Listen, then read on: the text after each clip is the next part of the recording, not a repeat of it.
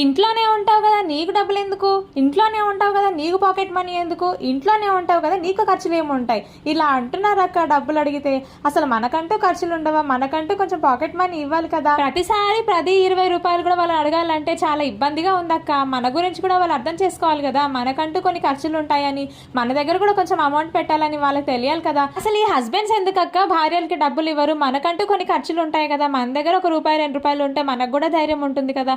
మనం ప్రతిసారి వీళ్ళని అడగాల, మన దగ్గర కూడా డబ్బులు ఉండాలని వీళ్ళకి తెలియాలి కదా. అసలు వీళ్ళు ఎందుకక్క మనకు డబ్బులు ఇవ్వాలి అనుకోరు, అసలు ఎందుకక్క మన గురించి ఆలోచించరు అని ఒక చెల్లి అయితే కామెంట్ పెట్టింది నిన్న.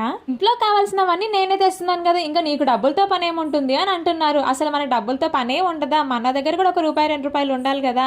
అసలు వీళ్ళు డబ్బులు మనకి ఎందుకు ఇవ్వరక్క, ఇదేమైనా ఆనవాయితీనా లేకపోతే రూలా? ఆన్సర్ కనీసం మీరైనా చెప్పండి అక్క, లేదంటే మన వాళ్ళనైనా అడగండి, ఏమంటారో చూద్దామని అడిగారు నిన్న. అందుకే మీతో కూడా షేర్ చేసుకుంటున్నాను. ఇంతకీ మీరేమంటారు మరి? అయినా మా ఆడవాళ్ళు